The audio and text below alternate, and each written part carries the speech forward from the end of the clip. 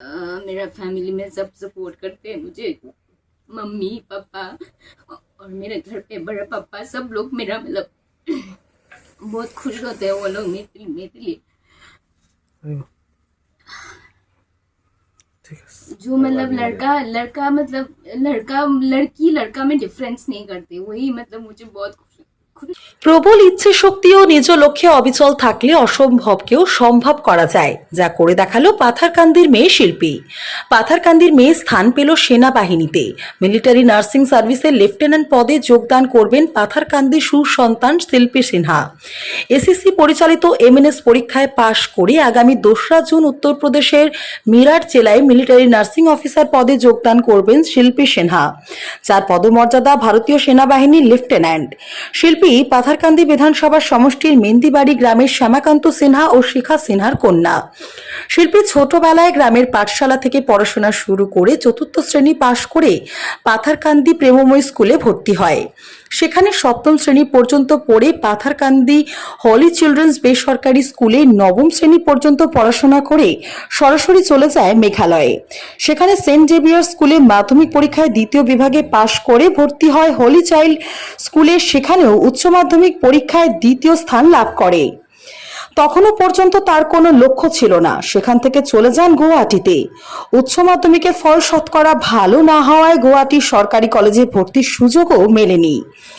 শিল্পীর পরবর্তীতে ব্রহ্মপুত্র বেসরকারি কলেজে বিএসসিতে পদার্থবিদ্যা নিয়ে ভর্তি হয়ে সেখানে অর্ধেক পড়াশোনা করে ছেড়ে দেয়। পরবর্তীতে এক বন্ধুর পরামর্শে মর্মে ছাত্রীবাড়ি খ্রিস্টান হসপিটালে জিএনএম ডিপ্লোমা কোর্সে ভর্তি হয়ে সেখানে 3 বছরের কোর্স শেষ করে শ্রীমন্ত শঙ্করদেব বিশ্ববিদ্যালয়ের অধীনে বিএসসি নার্সিংয়ে ভর্তি হয়ে বিশ্ববিদ্যালয়ে 2য় স্থান লাভ করে। পরবর্তীতে ন্যাশনাল হেলথ মিশনের কমিউনিটি হেলথ অফিসার পদে করিমগঞ্জের বিদ্যানগরে যোগদান করে। শিল্পীর মনে অনেক আশা ছিল সরকারি একটি চাকুরি করা, তাও কেন্দ্র সরকারের চাকুরি খুবই আশা ছিল তার। এই আশা মাথায় রেখে কর্মের সাথে সাথে তাল মিলিয়ে প্রস্তুতি চালিয়ে যায় সে। গত বছরের নভেম্বর মাসে কেন্দ্র সরকারের এমএনএস এসএসসি পরীক্ষায় বিজ্ঞাপন প্রকাশ পায়। শিল্পী সেই পরীক্ষায় আবেদন করে এবং পরীক্ষায় পাশ করে। আগামী 2রা জুন উত্তরপ্রদেশের মিরাট জেলার মিলিটারি নার্সিং অফিসার পদে যোগদান করবে সে। তার এই সাফল্য পিতামাতার অনেক অবদান রয়েছে বলে জানায় সে। বাল্যজীবন থেকে শুরু করে ছাত্র জীবনের পাশাপাশি কর্মজীবনের কাহিনী ব্যক্ত করতে গিয়ে একসময় আবেগপ্রবণ হয়ে কান্নায় ভেঙে পড়ে শিল্পী। তার এই সাফল্য গোটা পাথারকান্দিবাসী ও পাথারকান্দির বিধায়ক কৃষ্ণেন্দু পাল অভিনন্দন জানিয়েছেন। জয়রাজ সিনহার রিপোর্ট, নিউজ অবিকল। एम्स हो गया, ईएसआईसी हो गया, रेलवे हो गया और मिलिट्री नर्सिंग हो गया, जो भी मैं तब से लास्ट ईयर से प्रिपेयर कर रही हूँ एग्ज़ाम के लिए, पढ़ रही हूँ, कोचिंग लिया। मैंने ड्यूटी ज्वाइन नहीं किया, मैंने ऐसे प्राइवेट हॉस्पिटल में जाके काम नहीं किया, क्योंकि मुझे गवर्नमेंट ही चाहिए था। और अगर इंडिया में रहना है तो मुझे गवर्नमेंट चाहिए था, वो भी सेंट्रल गवर्नमेंट चाहिए था। तो मैंने इसलिए लास्ट ईयर 2023 मार्च से मैंने अपना प्रिपरेशन स्टार्ट कर दिया था ये सेंट्रल एग्ज़ाम्स के लिए। एम्स भी दिया था मैंने, नॉर्सेट में एक बार दिया था लेकिन उसमें हुआ नहीं। लेकिन मैंने एमएनएस में दिया, जो मिलिट्री नर्सिंग सर्विस है, शॉर्ट सर्विस कमीशन लेफ्टिनेंट का पोस्ट में। तो ये एग्ज़ाम हमारा नवंबर को निकला था फॉर्म, तो मैंने फिलअप किया। फिर जनवरी 14 जैन को मेरा एग्ज़ाम हुआ, रिटन एग्ज़ाम, जिसमें हम लोग को 50% क्वालिफाइंग मार्क्स था। लेकिन जो अगर मेरिट लिस्ट में आना है तो हमको 150 मार्क्स था टोटल एमएनएस का, लेकिन उसमें 90 अबव लाना था। तो मेरा 96 ऐसा आया है एमएनएस में। तो उसके बाद वो शॉर्ट लिस्ट हुआ है मैं मेरिट लिस्ट में, जिसमें से आई थिंक वो पूरा ऑल इंडिया लेवल में 9000 क्वालिफाई हुआ था।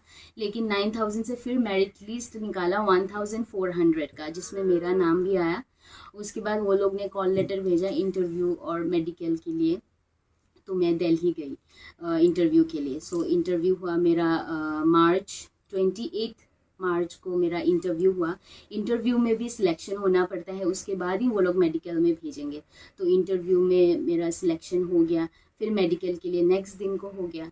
फिर मेडिकल में भी मेरा फिट हो गया था, सब कुछ फिट हो गया। उसके बाद ये रिसेंटली बस 13 मई को मेरा कॉल लेटर आया कि you have been selected for as MNS short service commission as lieutenant बोल के कॉल लेटर आया। तो ये शॉर्ट में यही था। और स्ट्रगल तो क्या, मैंने आई थिंक मैंने कभी भी सोचा नहीं था कि मैं इस पे पहुंचूंगी, because I have started from बहुत ही ग्रास रूट लेवल से।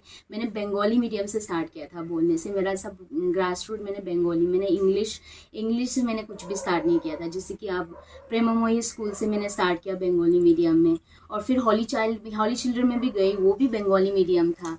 तो मैं मतलब सडनली मैं ड्रास्टिक चेंज हो गया था, शिलोंग गई। And I am so thankful कि मेरे डैड ने वो, मेरे पापा ने बहुत ही रिक्स लिया उसने, कि हाँ क्लास 8 में हम शिफ्ट हो रहे हैं, फिर भी उसने रिक्स लिया कि नहीं जाना है करके। फिर हम लोग भी यहाँ रहते तो शायद कुछ होता नहीं अब तक मेरा। तो वहाँ जाके मतलब पापा को बहुत रोल मॉडल में बहुत मानती हूँ, क्योंकि वो मेरे को मतलब हमेशा, मतलब मेरे को हमेशा मतलब पीछे है कि कि कभी भी मैं बीच में बहुत सारे चीज़ में मैं फेल भी होती थी, लेकिन वो मतलब हमेशा मुझे वो करते थे, हमेशा हौसला देते थे। मतलब ऐसा कोई भी किसी ने नहीं किया है, तो मैं हम लोग के लिए बहुत बड़ी बात है ये भी। मतलब बहुत अच्छा लग रहा है, एंड मैं सबको बहुत ब्लेस्ड हूँ कि मेरा फैमिली में सब सपोर्ट करते हैं मुझे, मम्मी पापा और मेरे घर पे बड़ा पापा, सब लोग मेरा मतलब बहुत खुश होते हैं वो लोग मेरे लिए।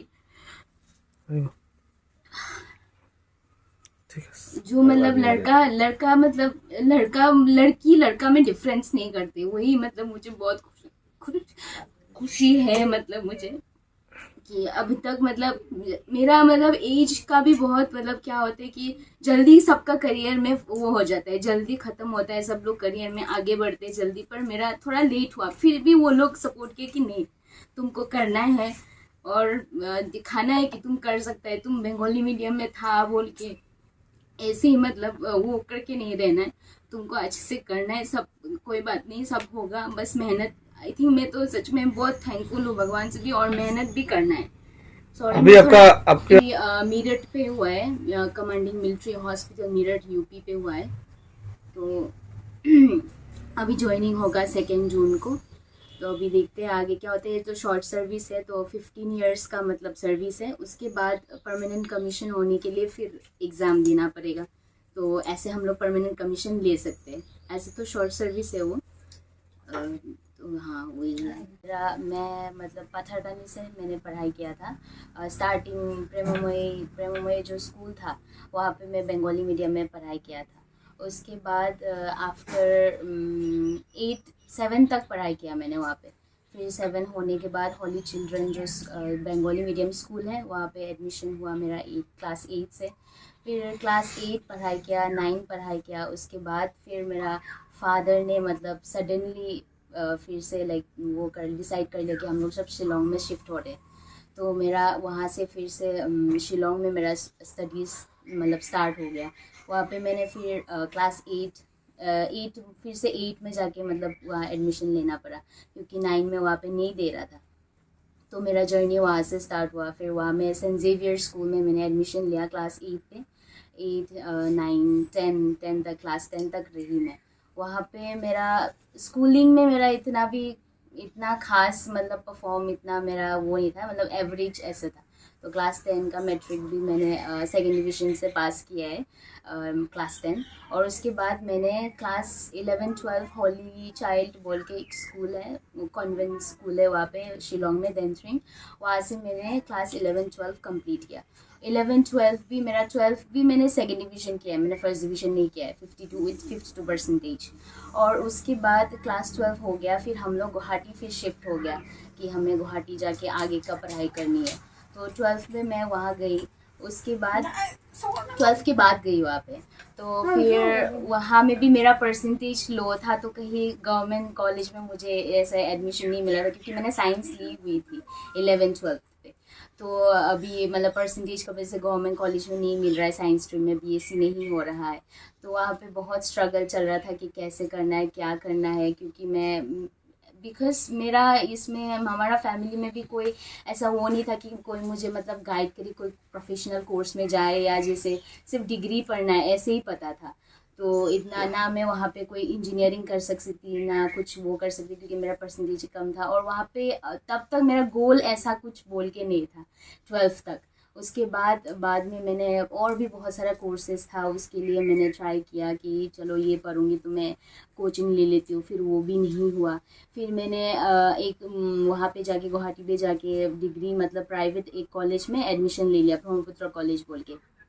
तो वहाँ लेने के बाद मैं पढ़ रही थी 6 मंथ हो गया, लेकिन मेरे को मेरा दिमाग में ऐसा हो रहा था कि मैं ये कॉलेज में रह के मेरा कुछ नहीं होगा। वो प्राइवेट कॉलेज था, वहाँ पे ना अच्छे से पढ़ाई हो रहा था, कुछ भी नहीं हो रहा था क्योंकि वो प्राइवेट था, और यूनिवर्सिटी भी हमारा आसाम का नहीं था, अन्नामलाई यूनिवर्सिटी था, बुक्स भी अच्छे से प्रोवाइड नहीं हो रहा था।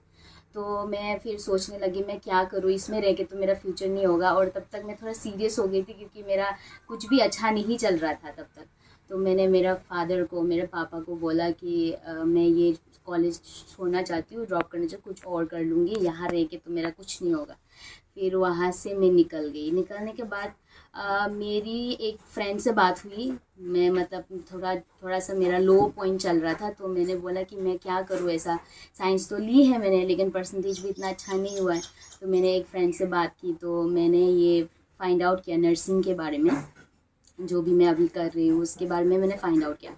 मैंने साइंस ली थी लेकिन मैंने बायोलॉजी नहीं लिया था, मैंने फिज़िक्स, केमिस्ट्री, मैथ्स और कंप्यूटर लिया था। तो मैं मेडिकल लाइन में भी नहीं जा सकती थी, मतलब बीएससी नर्सिंग, मुझे पता सिर्फ बीएससी नर्सिंग के बारे में पता था, तो मैं मेडिकल लाइन में भी नहीं जा सकती थी। तो उसके बाद उसने बोला कि मैं तो जीएनएम कर रही हूँ, आप लोग ने शायद जीएनएम सुना होगा, जनरल नर्सिंग मिडवाइफरी वाला, जीएनएम के बारे में सुना मैंने, डिप्लोमा है वो। तो उसने बोला कि यहाँ तो सब कर रहे हैं, मैथ जो कॉमर्स लिया है, आर्ट्स लिया है, वो लोग भी कर रहे हैं, आई थिंक तुम कर सकती हो, ऐसे बोला उसने। तो मैंने उसके वो कोर्स के बारे में पूरा छानबीन किया कि क्या है क्या नहीं है, क्योंकि तब तक मुझे कुछ तो करना था, क्योंकि मेरा तब तक मतलब एकेडमिकली इतना खास नहीं गया था, तो अब मैं कैसे आगे बढ़ूँगी ऐसे करके। तो फिर मैंने वही फ्रेंड ने मतलब मुझे वो किया कि तुम देख लो क्या कर सकती हो। फिर मैंने इंटरनेट में ढूंढा, जीएनएम के बारे में अच्छे से गूगल किया। उसके बाद मैं एक गुवाहाटी में एक हॉस्पिटल है जो वो है मिशनरी स्कूल ऑफ नर्सिंग है, छत्रीबाड़ी क्रिश्चियन हॉस्पिटल। तो वहाँ पे गई, वहाँ का प्रिंसिपल से मिली कि मैम मुझे तो कुछ करना है अभी, तो मैं मतलब कैसे स्टार्ट कर सकती हूँ, कैसे कर सकती हूँ। तो उनसे बात किया मैंने, तो उसने बोला कि हाँ तुम कर सकती हो, क्योंकि तुम साइंस लिया है, तुमने हाँ ठीक है बायोलॉजी नहीं लिया है, फिर भी मतलब जीएनएम कर सकते हैं, क्योंकि जीएनएम आर्ट्स वाले भी करते हैं, कॉमर्स वाले भी करती है। तो उसके बाद उसने बोला कि तुम जीएनएम के बाद भी तुम आगे बढ़ सकती हो, ऐसा नहीं कि तुम डिप्लोमा में रहोगे, तुम इसके साथ फिर पोस्ट बेसिक बीएससी नर्सिंग करोगे जो डिग्री है, तो उसके बाद तुम एमएससी कर सकते हो, पीएचडी कर सकते हो। तो उसने ऐसे मुझे सलाह दिया।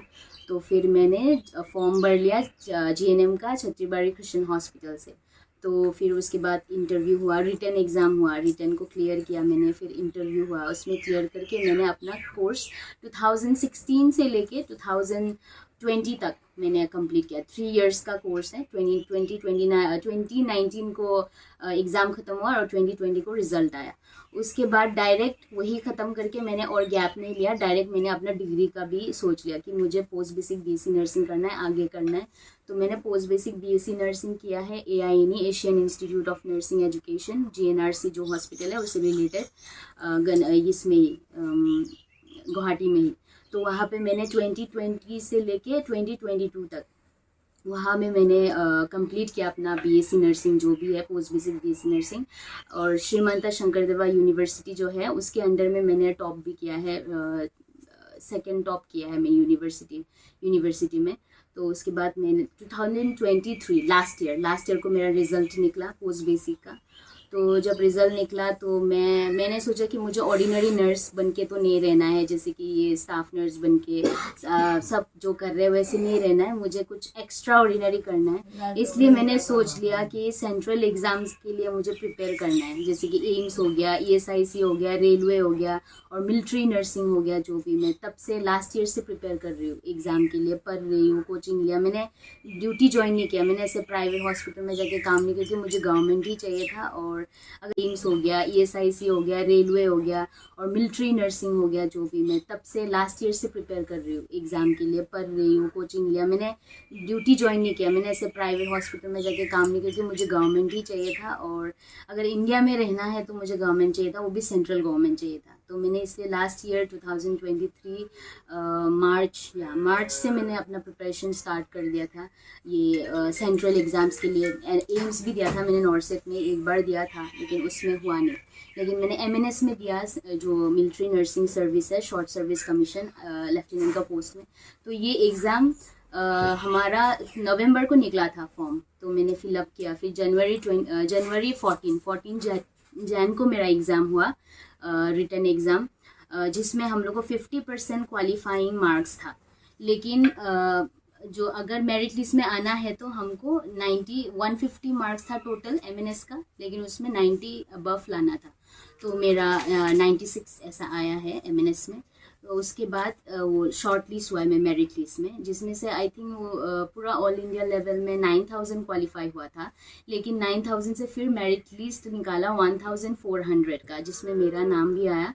उसके बाद वो लोग ने कॉल लेटर भेजा इंटरव्यू और मेडिकल के लिए, तो मैं दिल्ली गई इंटरव्यू के लिए। सो इंटरव्यू हुआ मेरा मार्च 28 मार्च को मेरा इंटरव्यू हुआ। इंटरव्यू में भी सिलेक्शन होना पड़ता है, उसके बाद ही वो लोग मेडिकल में भेजेंगे। तो इंटरव्यू में मेरा सिलेक्शन हो गया, फिर मेडिकल के लिए नेक्स्ट दिन को हो गया। फिर मेडिकल में भी मेरा फिट हो गया था, सब कुछ फिट हो गया। उसके बाद ये रिसेंटली बस 13 मई को मेरा कॉल लेटर आया कि you have been selected for as MNS short service commission as lieutenant बोल के कॉल लेटर आया। तो ये शॉर्ट में यही था। और स्ट्रगल तो क्या, मैंने आई थिंक मैंने कभी भी सोचा नहीं था कि मैं इस पे पहुंचूंगी, because I have started from बहुत ही ग्रास रूट लेवल से। मैंने बंगाली मीडियम से स्टार्ट किया था बोलने से, मेरा सब ग्रास रूट मैंने बंगाली, मैंने इंग्लिश से मैंने कुछ भी स्टार्ट नहीं किया था। जैसे कि आप प्रेममोही स्कूल से मैंने स्टार्ट किया बंगाली मीडियम में, और फिर हॉली चिल्ड्रन में भी गई, वो भी बंगाली मीडियम था।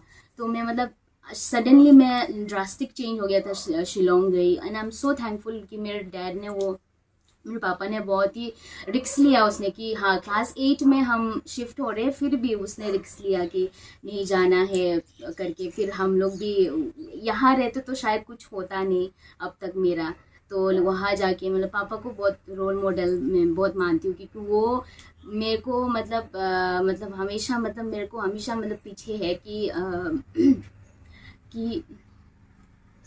कभी भी मैं बीच में बहुत सारे चीज़ में मैं फेल भी होती थी, लेकिन वो हमेशा मुझे वो करते थे, हमेशा हौसला देते थे। ऐसा कोई भी किसी ने नहीं किया है, तो हम लोग के लिए बहुत बड़ी बात है ये भी। बहुत अच्छा लग रहा है। मैं सबको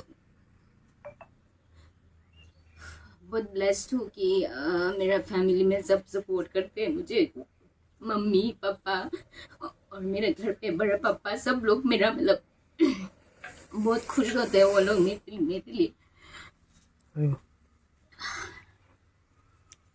जो लड़का में डिफरेंस नहीं करते, वही मुझे बहुत खुशी है मुझे कि अभी तक मेरा एज का भी बहुत क्या होता है कि जल्दी सबका करियर में वो हो जाता है, जल्दी खत्म होता है, सब लोग करियर में आगे बढ़ते हैं जल्दी। पर मेरा थोड़ा लेट हुआ, फिर भी वो लोग सपोर्ट किए कि नहीं तुमको करना है और दिखाना है कि तुम कर सकता है, तुम बंगाली मीडियम में था बोल के ऐसे ही वो करके नहीं रहना है, तुमको अच्छे से करना है, सब कोई बात नहीं, सब होगा, बस मेहनत। आई थिंक मैं तो सच में बहुत थैंकफुल हूँ भगवान से भी, और मेहनत भी करना है। अभी आपका मीरठ पे हुआ है, commanding military hospital Meerut UP पे हुआ है। तो अभी ज्वाइनिंग होगा 2 जून को।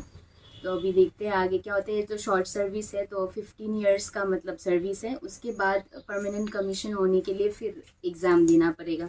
तो ऐसे हम लोग परमानेंट कमीशन ले सकते हैं, ऐसे तो शॉर्ट सर्विस है वो।